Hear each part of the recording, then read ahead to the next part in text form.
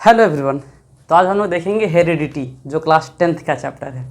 इसे हम लोग जेनेटिक्स भी कहेंगे। पहले हेरिडिटी एंड इवोल्यूशन था, नए सिलेबस के अकॉर्डिंग इवोल्यूशन को हटा दिया गया है। क्लास 12th में इसे ही हम लोग कहते हैं principle of inheritance and variation, जो देखने को मिलेगा। और इस चैप्टर को अच्छे से आसानी से समझते हैं, ठीक है। इस चैप्टर को समझने के लिए सबसे पहले हम लोग को जानना होगा थोड़ा बहुत सेल डिवीज़न को। और सेल डिवीज़न में एक चीज़ याद रखना है, जैसे हम लोग सेल डिवीज़न के बारे में जानते हैं ना, कि सेल डिवीज़न जो होता है, सेल जो डिवाइड करते हैं ना, वो दो तरीके से कर सकते हैं, ठीक है। सेल डिवीज़न का दो तरीका, पहला माइटोसिस और दूसरा हम लोग क्या जानते हैं, मियोसिस जानते हैं। ये दोनों जानते हैं। याद क्या रखना है, मियोसिस कब होता है, तो जब कभी भी सेक्सुअल रिप्रोडक्शन की बात आएगी ना, वहाँ पर तो मियोसिस होना ही होना है। और सेक्सुअल रिप्रोडक्शन में कहाँ पर मियोसिस होगा, तो मैंने बोला कि ड्यूरिंग गैमेट फॉर्मेशन, ड्यूरिंग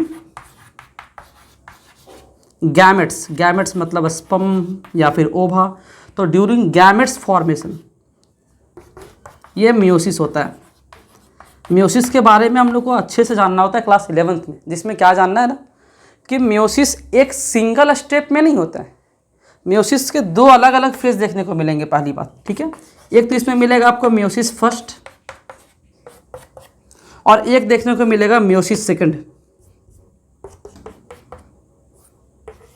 ठीक है। मतलब ये सिंगल स्टेप का प्रोसेस नहीं होने वाला है, ठीक है।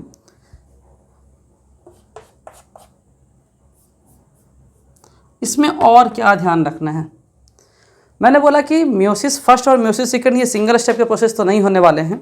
जब हम लोग मियोसिस फर्स्ट को देखेंगे, ठीक है, मियोसिस फर्स्ट को देखेंगे तो इसमें फिर हम लोग को अलग अलग फेजेस देखने को मिलेगा।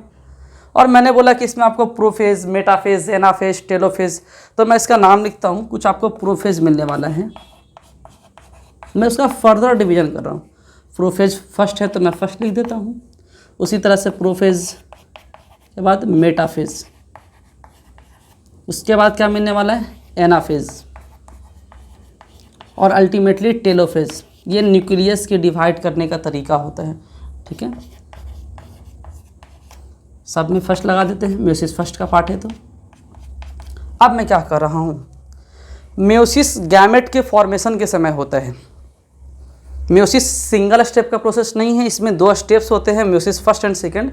और मैंने बोला कि मियोसिस फर्स्ट को भी हम लोग बारी बारी से अलग अलग फेजेस में बांटेंगे। और याद ये रखना है कि इस प्रोफेज फर्स्ट के दौरान एक प्रोसेस होता है जिसका नाम होता है रिकॉम्बिनेशन। और ये रिकॉम्बिनेशन जो होता है वो इम्पॉर्टेंट होता है किसके लिए, वेरिएशन के लिए, रिकॉम्बिनेशन। और ये क्या होता है, तो मैंने बोला कि ये नेसेसरी है, नेसेसरी फॉर वेरिएशन। इसका मतलब ये हुआ, हम लोग क्लास 10th में क्या क्या जानते हैं कि सेक्सुअल रिप्रोडक्शन में वेरिएशन होता है। ये बात तो सभी को पता है, सेक्सुअल रिप्रोडक्शन में वेरिएशन ज़्यादा होता है in compare to asexual reproduction. क्यों होता है ऐसा, तो मैंने बोला कि सेक्सुअल रिप्रोडक्शन के समय में गैमेट का फॉर्मेशन होता है, क्योंकि एसेक्सुअल में तो गैमेट बनने नहीं है। अब मैंने बोला कि जब गैमेट बनते हैं तो वहाँ पे मियोसिस होगा। और मियोसिस में दो फेजेस होते हैं, मियोसिस फर्स्ट सेकेंड, और मियोसिस फर्स्ट के अंदर अलग अलग फेजेस हैं। और मैंने बोला कि प्रोफेज में एक स्टेप होता है जिसका नाम होता है रिकॉम्बिनेशन, जिसमें क्या होता है कि जो क्रोमोजोम है ना, वो आपस में, जैसे दो क्रोमोजोम्स होते हैं तो आपस में मतलब हाइब्रिड की तरह स्ट्रक्चर बनाएंगे। एक हाइब्रिड कहने का मतलब क्या होता है, कोई एक आया कोई दूसरा आया, दोनों मिलके कुछ नया स्ट्रक्चर बन गए हैं, दोनों का कैरेक्टर मिल रहा है, बस वही है रिकॉम्बिनेशन। और इस रिकॉम्बिनेशन के कारण वेरिएशन होता है। तो याद तो ये रहेगा ना कि सेक्सुअल रिप्रोडक्शन में वेरिएशन क्यों होता है। जब बात करते हैं हेरिडिटी की, तो इसमें हम लोग को पढ़ना होता है कि कैरेक्टर्स हमारे माता पिता से हमारे पास कैसे आए। क्या ऐसा भी होता है क्या कि हमारे दादाजी से भी हमारे पास कैरेक्टर्स आते हैं। तो इस चैप्टर में हम लोग को सभी चीज़ का आंसर मिलने वाला है, आराम से समझते हैं, ठीक है। इस चैप्टर को जानने के लिए थोड़ा हम लोग को और कुछ जानना होगा। जैसे में आपने डीएनए पैकेजिंग का नाम सुना, आपको पता होगा कि क्रोमोसोम क्या होता है, क्रोमैटिन क्या होता है, जीन्स क्या होते हैं, है ना, डीएनए, आरएनए, इन सब के बारे में बहुत अच्छे से जानना है। अभी सबसे पहले एक स्टेप बताते हैं जिसका नाम है central dogma of molecular biology. ये सेंट्रल डॉग्मा क्या होता है, थोड़ा सा इसको जानते हैं। ये सब सारी चीज़ें टूल्स हैं। अगर हमें ये पता होगा ना तो ये चैप्टर पढ़ना मतलब चुटकियों का खेल है ये, ठीक है। अब इसमें क्या जानना है समझते हैं। मैं बोल रहा हूँ कि एक थ्योरी हमको जानना होता है जिसका नाम है सेंट्रल डॉगमा। और ये सेंट्रल डॉगमा क्या कहता है, ठीक है, सेंट्रल डॉगमा कहता है कि जो डीएनए होता है, डीएनए जो है वो बनाता है आरएनए को, और आरएनए से बनते हैं प्रोटीन। अब इसमें इस सभी प्रोसेस का कुछ नाम है। जैसे मैंने बोला कि डीएनए से अगर फिर से डीएनए ही बनाना है, डीएनए से डीएनए ही बनाना है, तो इसको हम लोग कहेंगे क्या, रेप्लिकेशन। मतलब डीएनए का रेप्लिकेशन हो रहा है। और आप जब एनसीईआरटी पढ़ोगे तो लिखा रहेगा डीएनए कॉपिंग। तो डीएनए कॉपिंग का मतलब डीएनए का रेप्लिकेशन होना है, ठीक है, ये ध्यान में रखना है। फिर मैंने बोला कि डीएनए से बनता है आरएनए, और इस प्रोसेस को क्या कहते हैं, तो इस प्रोसेस को कहते हैं ट्रांसक्रिप्शन। ट्रांसक्रिप्शन कहने का अर्थ डीएनए से आरएनए बनने का प्रोसेस। और आरएनए से बनता है प्रोटीन, और इस प्रोसेस को कहते हैं ट्रांसलेशन। और अगर आपको याद आ रहा होगा तो आपने सेल चैप्टर में एक टर्म पढ़ा था, जो राइबोसोम होते हैं वो ट्रांसलेशन करवाते हैं, मतलब प्रोटीन सिंथेसिस। तो उसमें देखो राइबोसोम का केमिकल नेचर जानेंगे ना तो पता चलेगा कि उसमें आरएनए है और वो प्रोटीन बनाने में हेल्प करता है, वो ट्रांसलेशन करवाता है। ये तो समझ में आ रहा है। ये हमारा सेंट्रल डॉगमा है। सेंट्रल डॉगमा में क्या क्या जानने को मिला हम लोग को कि डीएनए से अगर डीएनए बनेगा तो प्रोसेस का नाम होने वाला है रेप्लिकेशन, और अगर डीएनए से आरएनए बनता है तो ट्रांसक्रिप्शन, और आरएनए से प्रोटीन बनते हैं तो ट्रांसलेशन। मैं ऐसा क्यों बोल रहा हूँ, क्योंकि इसके बाद प्रोटीन के बाद ही सेलुलर एक्टिविटीज़ होगी। क्योंकि हमको पता है ना कि हमारे बॉडी में जो हार्मोन्स है, क्रोमोसोम है, मतलब ओवरऑल हर एक चीज़ में लगभग चीज़ों में तो प्रोटीन है, इसलिए प्रोटीन इंपॉर्टेंट है, ठीक है। अब इसके बाद इसमें कुछ और चीज़ें मिलेगी, है ना। जैसे जीन्स के बारे में थोड़ा जानने वाले हैं हम लोग। ये जीन्स क्या होता है, क्रोमोसोम क्या होता है। आप जब चैप्टर को पढ़े होगे तो एक साइंटिस्ट का नाम आया होगा मेंडल, उसके बारे में जानने वाले हैं, ठीक है। और क्या क्या है, इस चैप्टर को समझने से पहले एक चीज़ तो समझना होगा, और वो क्या है, बस इसे आराम से नोटबुक पे आप राइट डाउन कर सकते हो। क्या शुरुआती दौर में हमें पता था कि कुछ फैक्टर नाम का कुछ चीज़ होता है, फिर बाद में बोला गया कि नहीं वो तो जीन है, और अभी हम लोग क्या करते हैं, बोलते कि नहीं इसको हम लोग एलील बोलेंगे, एलील्स। इसका अर्थ हुआ कि ये तीनों के तीनों एक ही चीज़ है, बस समय के अनुसार इन सब का नाम हम लोग अलग अलग करते हैं। शुरुआती दौर में फैक्टर बोले, बाद में जीन बोले, और अभी हम लोग एलील्स बोल रहे हैं। एलील्स का डेफिनेशन ही होता है, एलील्स का डेफिनेशन क्या होने वाला है, तो different form of gene.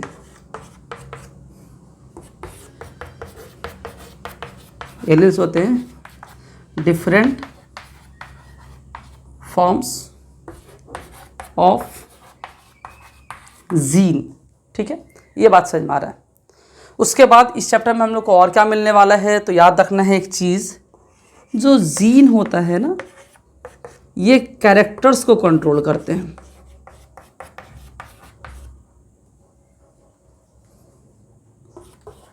Jeans किसे कंट्रोल करने वाले हैं, कैरेक्टर्स को। तो जीन के पहले फैक्टर था, तो क्या ये कंट्रोल नहीं करेगा, क्या करेगा। मतलब अगर मैंने बोला कि characters are controlled by factors, क्या ये सही है, हाँ सही है। मैंने बोला characters are controlled by genes, क्या ये सही है, हाँ ये भी सही है, ठीक है। उसके बाद जीन के बारे में तो समझ में आ गया। मैंने बोला कि इसमें ना हम लोग को कुछ अच्छी अच्छी चीज़ें मिलने को मिलेगी। और सबसे पहले अब हम लोग स्टार्ट करने वाले हैं मेंडेलियन जेनेटिक्स, मेंडल ने क्या क्या किया था उसके बारे में, ठीक है। ये वीडियो थोड़ा छोटा ही होगा, 2 पार्ट में इसका आने वाले हैं, क्योंकि ये चैप्टर थोड़ा सा बड़ा है अगर अच्छे से समझना है तो। क्विक रिवीजन सीरीज़ है, इसका अर्थ ये हुआ कि ये काफ़ी जल्दी ख़त्म होने वाला है। डिटेल चैप्टर जल्द ही आएगा आपके चैनल पे। अब बात करते हैं इसमें मेंडल के बारे में थोड़ा जानते हैं। ये मेंडल का नाम तो सुना सुना लग रहा है। इनका पूरा नाम था जॉर्ज जॉन मेंडल, और इन्होंने क्या किया था ना, पाइसम सैटिवम पे एक्सपेरिमेंट किया था इन्होंने, एक्सपेरिमेंट ऑन पाइसम सैटिवम। ये पाइसम सैटिवम क्या होता है, इसको कहते हैं गार्डन पी प्लांट, जो नॉर्मली मटर का जो प्लांट देखते हो, मटर जो मिलता है, ठीक है। गार्डन पीपल क्या कहते हैं, experiment on Pisum sativum for 7 years.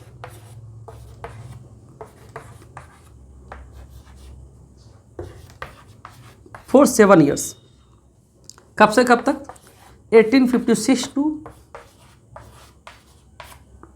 कुछ इस तरह से होने वाला था। जॉर्ज जॉन मेंडल ने पाइसम सेटिवम पे एक्सपेरिमेंट किया था, 7 सालों तक किया था। कब से कब तक किया था, 1856 से लेकर 1863 तक। अब बात है कि उन्होंने ये जब एक्सपेरिमेंट किया तो उनको क्या कंक्लूजन मिला, क्या वो कंक्लूजन सही थे, तो हम लोग इसको अच्छे से समझते हैं। एक खास बात तो ये है ना कि मेंडल वाज अ मैथमेटिशियन, तो मतलब ये है ना कि अगर कोई बायोलॉजी पढ़ाने के लिए कोई मैथमेटिक्स पढ़ा जाए तो हम लोग कहें कि ये तो गलत पढ़ा रहा है। उस समय भी कुछ ऐसा हुआ था। ये एक्सपेरिमेंट तो यहाँ हुआ था, इसको पब्लिश किया गया था 1865 में, ये पब्लिश हुआ था, पब्लिश है ना, पब्लिश हुआ था 1865 में। लेकिन इसको रिकॉग्निशन मतलब ये हुआ ना कि लोगों को पता चला था अच्छे से कब, तो अप्रॉक्स 1900 ईस्वी में। मतलब ये हुआ कि इनकी मृत्यु के बाद पता चला था कि ये सही थे, मेंडल के बारे में ये जाना गया था। अब यहाँ से एक क्वेश्चन आता है कि मेंडल ने इस पी प्लांट को ही क्यों लिया था, why Mendel chooses Pisum sativum. और ये हमारे बोर्ड का बड़ा फेमस सा क्वेश्चन है, मतलब ये क्वेश्चन है ना जो मन पसंदीदा क्वेश्चन है क्लास 10th बोर्ड के लिए। क्या है कि why Mendel choose Pisum sativum, है ना। इसका आंसर लिखते हैं। मैंने बोला कि यहाँ पे एक क्वेश्चन है, why Mendel choose Pisum sativum. ये हमारा फेमस सा क्वेश्चन है, याद रखना है क्या क्या। सबसे पहली बात इसका जो अगर मैं आंसर लिखना स्टार्ट करूं तो सबसे पहली बात तो याद ये रखना है, जो फर्स्ट पॉइंट होने वाला है इसका, कि जो पाइसम सेटिवम था ना उसके पास कॉन्ट्रास्टिंग कैरेक्टर्स प्रेजेंट थे। कॉन्ट्रास्टिंग कैरेक्टर्स मतलब ये हुआ कि दे हैव कॉन्ट्रास्टिंग कैरेक्टर्स। अब इसका मतलब क्या समझते हैं,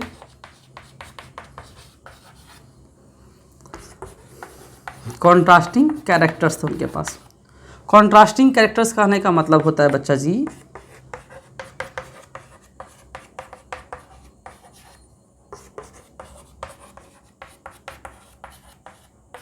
कॉम्पेरेबल कैरेक्टर्स, मतलब वैसे कैरेक्टर्स जिनका हम लोग कंपेयर कर सके। मैंने बोला कि एक प्लांट टॉल है तो एक ड्वार्फ भी था। पाइसम सेटिवम में देखने को मिलता है कि एक प्लांट अगर लंबा है ना तो एक प्लांट टॉल है तो ड्वार्फ भी होगा। उसके फ्लावर्स के कलर अलग अलग होते थे। मैंने बोला कि सीड का कलर भी अलग है, फ्रूट का शेप भी अलग और कलर भी अलग। मतलब इसमें एक ऐसा प्लांट है ना जिसमें भरे पड़े हैं कंट्रास्टिंग कैरेक्टर्स, ठीक है। तो कंट्रास्टिंग मतलब कंपेयर करने वाले कैरेक्टर्स की, एक टॉल है तो एक ड्वार्फ होगा, एक ग्रीन कलर का फ्लावर है तो एक वाइट होगा, एक येलो होगा, इस तरह से। कोई राउंड शेप का है तो कोई रिंकल शेप का है ना। फ्रूट की मैं बात कर रहा हूँ या जो भी सीड की बात है। तो मतलब ये हुआ ना कि इसके पास कंपेयर करने वाले कैरेक्टर्स थे। क्या और सबके पास नहीं होता है क्या, होता है। तो फिर इसे ही क्यों चूज किया गया, इसके पास ज़्यादा थे। कितने थे, तो मैंने बोला कि दे हैव कॉन्ट्रास्टिंग कैरेक्टर्स और वो थे 7 पेयर्स, मतलब 14 इन नंबर, और पेयर में बोले तो 7 पेयर्स। क्या सिर्फ यही पॉइंट होने वाला है, आंसर है नहीं। दूसरा पॉइंट क्या होगा, ये प्लांट था जो बाइसेक्सुअल प्लांट था। बाइसेक्सुअल प्लांट कहने का मतलब हुआ जिसका मेल और female gamete present on the same plant. मतलब ये हुआ कि इसका हम लोग हाइब्रिड आसानी से कर सकते हैं। अगर कोई प्लांट बाइसेक्सुअल है तो उसका हाइब्रिड हम लोग आसानी से करते हैं। कैसे करेंगे, तो अलग अलग टेक्निक है, इमैस्कुलेशन, बैगिंग, जैसे एंथर, और जो आपने पढ़ा है कि जो फीमेल रिप्रोडक्टिव ऑर्गन है तो मेल वाले को हटा देंगे प्लांट से, बचा फीमेल वाला पोर्शन। अब हम अपने हिसाब से किसी भी प्लांट का मेल वाला हिस्सा उस पर छिड़क देंगे। इस तरह से क्या होगा, उसका हाइब्रिडाइजेशन होगा, हाइब्रिड बनाएंगे। मतलब बाइसेक्सुअल के कारण हाइब्रिड आसानी से बना रहे थे, ये फ़ायदा था। तीसरा मैंने बोला इसका लाइफ साइकिल जो था वो काफ़ी कम था। लाइफ साइकिल जो है ना वो शॉर्ट है। मतलब ये हुआ कि हमको बहुत ज़्यादा इंतज़ार नहीं करना है। मैंने एक प्लांट में जो भी डिस्कवरी किया, एक्सपेरिमेंट किया, तो फिर हमको बहुत ज़्यादा ऐसा नहीं कि 5 साल 10 साल के लिए वेट करना हो रहा है। नहीं, ये 4 महीना 3 महीना में फिर से नए प्लांट हो जाएंगे, मतलब अगला जनरेशन आ जाएंगे। इसका मतलब ये हुआ ना कि इस प्रोसेस को हम लोग काफ़ी तेज़ी से कर सकते हैं, है ना। ये बात तो समझ में आ रहा है। लाइफ साइकिल छोटा था, ये अच्छी बात थी इसकी। चौथा क्या था, तो मैंने बोला कि देखिए ये जो प्लांट है ना, ये यूनिक प्लांट नहीं है। यूनिक कहने का मतलब हुआ कि ये हर जगह पे है, ईजिली अवेलेबल है ना। तो मैंने बोला कि चौथा पॉइंट ये होने वाला है कि ये ईजिली अवेलेबल होने वाला है, आसानी से दिखने वाला है। ठीक है। और मैंने बोला कि ये इकोनॉमिकली क्या है, तो सस्ता भी है। ठीक है। तो मैंने बोला कि ये चीप भी है। अगर मैं बोलूँ चीप कहने का मतलब सस्ता भी होने वाला है। तो ये कुछ कैरेक्टर्स थे जिसके कारण मेंडल ने स्पाइसम सैटिवम को चुना। हम लोग जब आगे पढ़ेंगे हायर क्लास में तो पता चलेगा कि इससे अच्छा जो मॉर्गन एक साइंटिस्ट का नाम है, TH Morgan, Thomas Hunt Morgan, जिन्होंने ड्रोसोफिला मेलानोजेस्टर पे ये एक्सपेरिमेंट किया था। ये सारा का सारा ड्रोसोफिला फ्रूट फ्लाई, बड़ा वाला जो मक्खी होता है ना, वही फ्रूट फ्लाई, ठीक है, उस पर एक्सपेरिमेंट किया था। अब वहाँ पर भी क्यों किया गया, क्योंकि उसके पास कॉन्ट्रास्टिंग कैरेक्टर्स थे और ये सबसे इंपॉर्टेंट हिस्सा है। तो याद रखना है कि मेंडल ने पाइसम सैटिवम पे एक्सपेरिमेंट क्यों किया था, क्योंकि उसके पास कॉन्ट्रास्टिंग कैरेक्टर्स थे। और कॉन्ट्रास्टिंग कैरेक्टर्स का मतलब हुआ कि उसके पास 7 पेयर मतलब 14 कॉन्ट्रास्टिंग कैरेक्टर्स थे। ये बड़ा इंपॉर्टेंट है। अब हमको क्या याद रखना है कि जब कभी मैं बोलूँ कि एक कैरेक्टर है, कोई भी कैरेक्टर, मैंने बोला कि मेरे पास एक कैरेक्टर है, जैसे मैंने बोला मान लेते हैं कि वो कैरेक्टर टॉल है, तो उसके लिए हमको मेरे पास होने चाहिए 2 एलिल्स। इसके पास कितने एलिल्स आएंगे, 2 एलिल्स होंगे एक कैरेक्टर के लिए। मतलब अगर हमको टॉल दिखाना है तो मैं इसको ऐसे लिख देता हूँ, कैपिटल T। अगर ये ड्वार्फ है तो इसके लिए भी मैंने बोला क्या कि इसके लिए भी 2 एलिल्स आएंगे और वो होने वाले हैं कुछ इस तरह से। ठीक है। तो याद रखना है कि एक कैरेक्टर के लिए 2 एलिल्स आएंगे और ये हमेशा होने वाला है। अब हम लोग मेंडल का एक्सपेरिमेंट पढ़ने वाले हैं। मेंडल ने एक्सपेरिमेंट क्या किया था और ये इंपॉर्टेंट है क्योंकि यहाँ से क्वेश्चन आता है। ये चैप्टर सच में बड़ा इंपॉर्टेंट है। ठीक है, इसलिए इसको आसानी से समझते हैं। उसके बाद अब हम लोग जानने वाले हैं मेंडल का एक्सपेरिमेंट। और मेंडल ने क्या किया था, सबसे पहले किया था मोनो हाइब्रिड क्रॉस किया था। Mono hybrid cross. ठीक है, मेंडल ने मोनो हाइब्रिड क्रॉस किया। और मोनो का मतलब एक होता है, मतलब हम लोग एक कैरेक्टर को लेंगे। अब वो कैरेक्टर या तो टॉल होगा, या तो मैं फ्लावर का कलर ले लूँ, या फ्रूट का कलर ले लूँ, फ्रूट का साइज़ ले लेता हूँ, मतलब शेप ले लेता हूँ, या फिर मैं क्या कर सकता हूँ, फ्लावर का पोजीशन ले सकते हैं। इस तरह से 7 पेयर में से मैं किसी को भी ले सकता हूँ। ठीक है, तो मान लेते हैं कि मैंने प्लांट का हाइट लिया जो मेंडल ने किया था। ठीक है, तो मेंडल ने क्या किया ना, मोनो हाइब्रिड क्रॉस में प्लांट का हाइट लिया और उन्होंने प्लांट लिया, एक टॉल प्लांट को लिया और एक तरफ लिया ड्वार्फ प्लांट को, शॉर्ट प्लांट, ड्वार्फ प्लांट। हमको पता है क्या कि टॉल, इसके लिए भी 2 एलिल्स आने वाले हैं और इसके लिए भी 2 एलिल्स आने वाले हैं, ड्वार्फ के लिए भी 2 एलिल्स आएंगे। इसमें आप जब पढ़ोगे तो एक चीज़ समझ में आने वाला है, डोमिनेंट किसे कहेंगे और रिसेसिव किसे कहेंगे, वो थोड़ा सा समझ लेते हैं।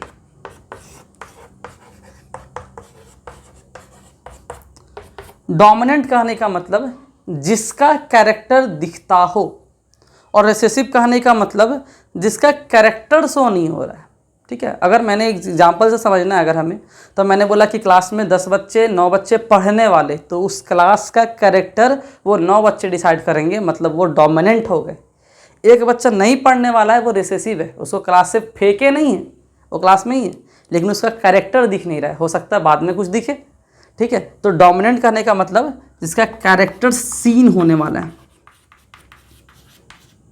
कैरेक्टर्स ऑब्जर्व जिसका होगा।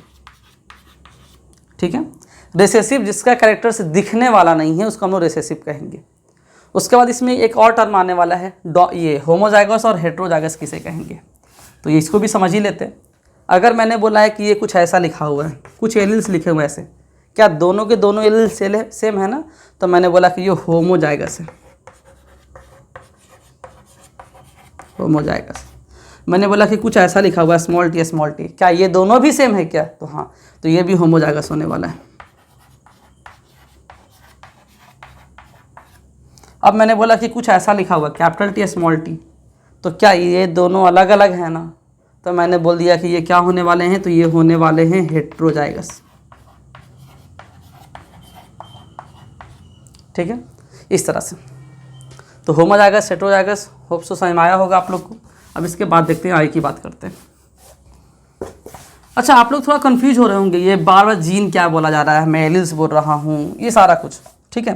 तो आपको एक बात समझना है, जीन हो या क्रोमोसोम हो, आप अभी फ़िलहाल समझ सकते हो कि दोनों सेम चीज़ है। क्यों? क्योंकि जीन का जो कैरेक्टर होता है और क्रोमोसोम का जो कैरेक्टर्स होता है वो पैरेलल चलता है। जो कैरेक्टर जीन का वही कैरेक्टर क्रोमोसोम का, मतलब सब कुछ तो जीन पे ही डिपेंड करने वाला है। इस चीज़ को ध्यान में रखते हैं। मेंडल ने क्रॉस करवाया, टॉल प्लांट को लिया, डॉर्फ प्लांट को लिया, डॉर्फ को, और हमको पता है कि इसके लिए जो एलील आता है ना वो कुछ ऐसा आता है, और इसके लिए जो एलील आएगा कुछ ऐसा आएगा। अब यहाँ पे इसको अलग अलग करना है, ठीक है। मैंने बोला कि आप इसको क्रोमोसोम ट्रीट कर सकते हो, ये जीन था ना, मैंने फैक्टर भी बोला था ना, मैंने एलील भी बोला था ना, और अब मैं बोल रहा हूँ कि आप इसको क्रोमोसोम की तरह ट्रीट कर सकते हो, क्योंकि दोनों का पैरेलल बिहेवियर जो है पैरेलल चलता है। जीन का जो बिहेवियर है, बिहेवियर ऑफ जीन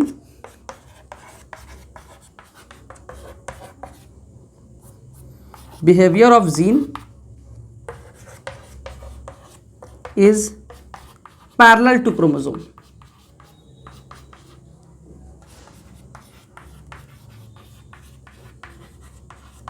ठीक है, behaviour of gene is parallel to chromosome, मतलब जीन का और क्रोमोसोम का जो बिहेवियर होता है वो क्या होने वाला है, तो मैंने बोला कि वो दोनों पैरेलल होने वाले हैं। इस चीज़ को ध्यान में रखना है। अब मैं क्या कर रहा हूँ, मैं कह रहा हूँ कि इसमें गैमेट बनाते हैं। गैमेट कैसे बनाएंगे, क्रोमोसोम को अलग करते हैं, मियोसिस करवाना होगा। ये हमारा पैरेंटल लिखा हुआ था, मैंने पी लिख दिया यहाँ पे। अब मैंने बोला कि इसको अलग अलग करते हैं, मतलब यहाँ पे मियोसिस लिखना होगा, मियोसिस करवा रहे हैं। यहाँ पे मियोसिस करवाएंगे तो कैपिटल टी ये वाला अलग हो गया, ये वाला अलग हो गया। सेम कंडीशन इधर भी, ये अलग अलग हो गए हैं, ऐसे ऐसे। अब हम लोग को मल्टीप्लाई करना है, ठीक है। इस कैपिटल टी को मल्टीप्लाई करते हैं इसके साथ, तो यहाँ पे कुछ ऐसा आएगा। उसी तरह से अगर मैं इसी को मल्टीप्लाई करूँ इसके साथ तो ऐसा आने वाला है। सेम इसके साथ करेंगे, इसका मल्टीप्लाई किए इसके साथ तो ये ऐसा आएगा, और फिर इसका मल्टीप्लाई किए इसके साथ तो ऐसा आने वाला है। मतलब ये हुआ कि सभी के सभी तो सेम ही आने वाले हैं। और ये पहला जनरेशन है, क्योंकि पहली बार पैरेंट से आया ना, तो मैंने बोला कि ये F1 जनरेशन है, मतलब फिलायल फर्स्ट जनरेशन है, मतलब पहला जनरेशन। और हमको क्या देखने को मिला, कैपिटल टी तो टॉल थे, स्मॉल टी तो डार्क थे, लेकिन ये कैपिटल टी स्मॉल टी दोनों इसमें आ रहा है। तो क्या ये मीडियम साइज के होंगे क्या? आंसर है नहीं। मैंने बोला था डोमिनेंट जिसका कैरेक्टर दिखता हो, इसमें कैपिटल आ गया है, इसका मतलब इसका कैरेक्टर दिखेगा, मतलब ये प्लांट कैसे होने वाले हैं, टॉल होने वाले हैं। तो मेंडल ने यहाँ से क्या ऑब्जर्व किया कि मोनो हाइब्रिड क्रॉस का F1 जनरेशन का सारा प्लांट टॉल था। ये मेंडल का ऑब्जर्वेशन था। फिर मेंडल ने क्या किया, सेल्फिंग करवाया। अब सेल्फिंग का मतलब सेल्फी खुद से लेते हैं ना, तो खुद जैसे से रिप्रोडक्शन कहलाता है सेल्फिंग, तो इसको अब हम लोग करने वाले हैं सेल्फिंग। इस चीज़ का याद रखना है, कैपिटल टी स्मॉल टी है, ठीक है। इसका हम लोग करने वाले हैं, सेल्फिंग करने वाले हैं, और उसके बाद देखेंगे कि मेंडल ने क्या ऑब्जर्व किया। ओके, मेंडल ने F1 जनरेशन में जो भी प्लांट आए थे उसका सेल्फिंग करा दिया। अब हमको पता है कि F1 में कैपिटल टी स्मॉल टी कुछ इस तरह से आया। सेम वही प्रोसेस करेंगे, कैपिटल टी स्मॉल टी ऐसा लिखने वाले हैं, इसको ऐसा लिखने वाले हैं, मल्टीप्लाई करेंगे, कैपिटल टी आ गया। फिर इसका करेंगे इसके साथ, कैपिटल टी स्मॉल टी आ गया। इसका तो काम खत्म। बात करते हैं इसकी, कैपिटल टी स्मॉल टी। जब इसको करते हैं तो क्या आ गया है, स्मॉल टी। थोड़ा देखते हैं कि प्लांट कैसा आया होगा। हमें पता है कि ये प्लांट कैसा है, सॉरी ये तो कैपिटल टी है ना। हमें पता है कि कैपिटल टी मतलब ऐसा है, और ये प्लांट टॉल था। क्या ये प्लांट भी टॉल था? जी हाँ, ये प्लांट भी टॉल था, ये भी टॉल था, लेकिन ये तो डॉर्फ है ना। तो क्या ऑब्जर्व हुआ, मेंडल ने जब पहला ये जो मतलब क्रॉस करवाया तो क्या ऑब्जर्व किया, ये F2 जनरेशन है, सेकेंड जनरेशन आ रहा है ना सेल्फिंग के बाद, और मैं यहाँ प्रोसेस का नाम लिख देता हूँ सेल्फिंग। मेंडल का ऑब्जर्वेशन क्या होगा, इस क्रॉस से क्या था उनका ऑब्जर्वेशन। मेंडल ने ऑब्जर्व किया कि जो F1 जनरेशन आया था, इसके पहले वाला जो जनरेशन आया था, उसमें सभी के सभी प्लांट्स टॉल थे। मतलब क्या कि क्या जो रिसेसिव वाला था उसका कैरेक्टर तो नहीं दिख रहा है, लेकिन जब उन्होंने सेल्फिंग कराया तो क्या पता चला कि उसका कैरेक्टर बाद में दिखने लगा। और मैं इसमें देखो, इस चैप्टर में ना रेशियो की बात होती है, तो अगर मैं रेशियो की बात करूँ तो देखने में क्या है, 3 प्लांट टॉल है और 1 प्लांट ड्वार्फ है। तो जो देखते हैं मतलब मॉर्फोलॉजी की बात कर रहे हैं, उसके लिए जो रेशियो आता है उसको कहते हैं फिनोटाइपिक रेशियो। तो मैं यहाँ पे लिखता हूँ फिनोटाइपिक रेशियो। फिनोटाइपिक कहने का मतलब जो मॉर्फोलॉजी है, मतलब देखने में कैसे हैं, तो देखने में ये सभी क्या है 3:1 के रेशियो में है। 3 प्लांट टॉल है, 1 प्लांट ड्वार्फ है, फिनोटाइपिक रेशियो ये होने वाला है। ठीक है, ये मेंडल का ऑब्जर्वेशन था। मेंडल ने एक चीज़ बड़ा अच्छा चीज़ और क्या ऑब्जर्व किया था। मेंडल ने ऑब्जर्व किया F1 जनरेशन में जो भी प्लांट आ रहे थे वो अपने पेरेंट में से किसी ना किसी से रिजेंबल कर रहे थे। पेरेंट टॉल और ड्वार्फ थे, F1 जनरेशन में सभी टॉल आए तो रिजेंबल किए ना। ये बड़ा इंपॉर्टेंट स्टेटमेंट है। क्यों? क्योंकि इसका कुछ एक्सेप्शन ही पढ़ना होता है हम लोग को, मोनोहाइब्रिड का, इनकम्प्लीट डोमिनेंस, को डोमिनेंस, कुछ इस तरह से, और वहाँ पे यही चीज़ बड़ा इंपॉर्टेंट होने वाला है। तो मैंने क्या बोला है कि मेंडल का ऑब्जर्वेशन था F1 जनरेशन में जो भी प्लांट आए हैं, जो भी प्लांट F1 में आए थे वो अपने पेरेंट में से किसी ना किसी से रिजेंबल कर रहे थे। यह स्टेटमेंट था उनका। जब सेल्फिंग कराया गया तो देखा गया कि 3 प्लांट तो टॉल है, 1 ड्वार्फ, और ये रेशियो है फिनोटाइपिक रेशियो, मतलब देखने में ऐसे लग रहे हैं। और अगर मैं एक और रेशियो की बात करूं, अगर मैं यहाँ पे एक रेशियो की बात करता हूं जिसका नाम होता है जीनोटाइपिक, मतलब जीन्स को देखना है, तो मैंने बोला जीन तो यही है ना। देखो तो कैपिटल टी वाला इसमें कितना है, तो सिर्फ 1 आया है। फिर मैंने बोला कि कैपिटल टी स्मॉल टी वाला इसमें कितना है, तो 2 ऐसे आए हैं जिसमें कैपिटल टी स्मॉल टी है। और स्मॉल टी वाला कितना है, तो 1 आया है। मतलब ये हुआ कि इसका जीनोटाइपिक रेशियो कुछ ऐसा आने वाला है 1:2:1 अगर मैं जीन्स को देखूं तो। और अगर मैं उसका स्ट्रक्चर को देखूं कि उसका हाइट कैसा है, हाइट के हिसाब से, मॉर्फोलॉजी के हिसाब से 3:1। ये रेशियो बड़े काम का है, यही रेशियो ही काम का है जो पूछा जाता है एग्जाम में। अब यहाँ पर से कुछ और चीज़ें हम लोग को ऑब्जर्व करनी है। इस पूरे चीज़ से हम लोग को कुछ और भी चीज़ें ऑब्जर्व करनी है। क्या क्या ऑब्जर्व करनी है ये देखते हैं। फिनोटाइपिक तो समझ में आ गया कि मॉर्फोलॉजी होने वाला है, जीनोटाइपिक जीन्स को देखने वाले हैं, ये बात तो समझ में आ गया है ना। मेंडल ने जब ये सब काम किया ना, तो उस समय सेल डिवीजन के बारे में आइडिया नहीं था, उस समय पता ही नहीं था कि क्या एलील्स होता है, क्या जीन होता है। तो मेंडल ने कुछ लॉ दिए थे। इस एक्सपेरिमेंट के करने के बाद मेंडल ने कुछ लॉ दिए थे, उस लॉ को सीखते हैं। ठीक है, तो मेंडल ने जो लॉ दिया था जिसको कहते हैं लॉ ऑफ डोमिनेंस, ठीक है, और लॉ ऑफ डोमिनेंस में 3 स्टेटमेंट थे। लॉ ऑफ डोमिनेंस के 3 स्टेटमेंट होने वाले हैं। क्या क्या स्टेटमेंट होने वाले हैं, इस चीज़ को ध्यान रखना है। सबसे पहली बात ये याद रखना है, मैं लिख रहा हूँ लॉ ऑफ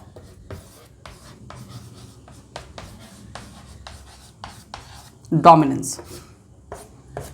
ठीक, मैंने बोला कि इसका एक स्टेटमेंट क्या आएगा,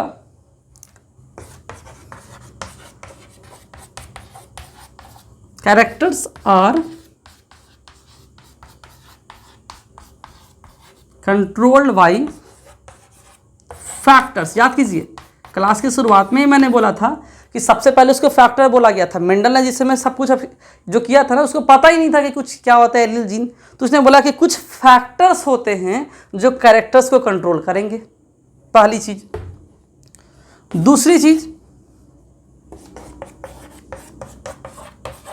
फैक्टर्स था वो factors occur in pair.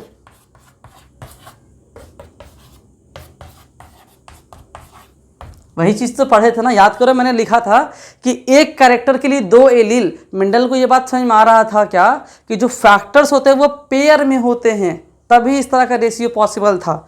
Mendel ने जिस समय एक्सपेरिमेंट किया ना, उस समय ऐसा नहीं था कि उसको जीनोटाइपिक रेशियो ऐसे ऐसा निकला होगा देख के, ऐसा नहीं था। ठीक है, तो मेंडल ने कुछ ऑब्जर्व किया था, उनका कुछ डाटा था जो ऑब्जर्व किया गया था। ठीक है, तो उन्होंने देखा कि फैक्टर्स थे जो क्या थे, पेयर में थे। और तीसरा उन्होंने बताया था गिव द कॉन्सेप्ट ऑफ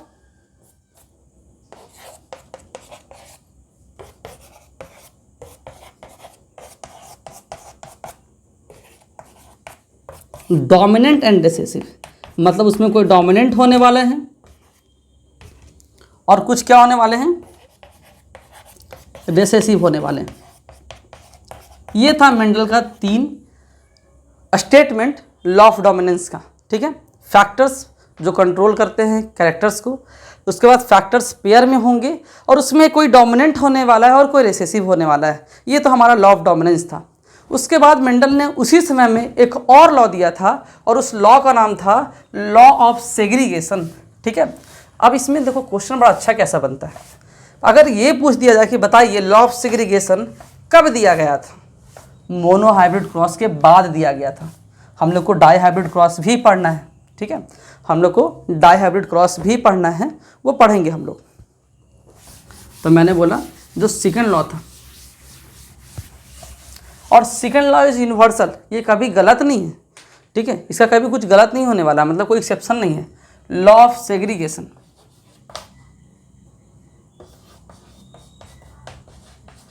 और लॉ ऑफ सेग्रीगेशन पहली बात तो ये कहता है कि जो कैरेक्टर्स होते हैं वो ब्लेंड, मतलब मिक्स नहीं होता है कैरेक्टर्स का। ऐसा नहीं है कि एक प्लांट टॉल था एक डॉर्फ था तो क्रॉस किए तो मीडियम साइज का आया, ऐसा नहीं होने वाला था। तो इसमें ब्लेंडिंग नहीं होता कैरेक्टर्स का, इस बात को ध्यान रखना है। और आप जो बार बार पढ़ रहे थे ना कि ऐसा था, तो इसको हम लोग अलग अलग कर रहे थे, सेग्रीगेट कर रहे थे। सेग्रीगेट का मतलब होता है अलग अलग करना। ये देखो तो याद आ रहा है कि हम लोग गैमेट बनाने के लिए ऐसे ही किए थे ना, दोनों को अलग अलग किए थे, यही है सेग्रीगेशन। मतलब क्या है ना कि दोनों को अलग करते हैं। तो मैं बोल रहा हूँ कि ये वाला एलील इस पर डिपेंड नहीं करता है। अगर मेरे पास कुछ ऐसे हैं एलिल्स और हमको गैमेट बनाना है, तो मैंने बोला कि इन दोनों को अलग कर देते हैं, ऐसा और ऐसा। तो लॉ ऑफ सेग्रीगेशन कहता है क्या कि ये जो एलील है इस पे डिपेंड नहीं करता है, ये इंडिपेंडेंट है। इंडिपेंडेंट इन द सेंस ऐसा नहीं कि इसके कुछ इफेक्ट होने वाला है, ऐसा नहीं होने वाला है। और यही था लॉ ऑफ सेग्रीगेशन। तो मेंडल ने जो 2 लॉ दिए थे, लॉ ऑफ डोमिनेंस और लॉ ऑफ सेग्रीगेशन, ये बात तो समझ में आ रहा है। उसके बाद मेंडल ने क्या किया था, तो किया था डाई हाइब्रिड क्रॉस, जो हम लोग पढ़ेंगे नेक्स्ट क्लास में, ठीक है। धन्यवाद।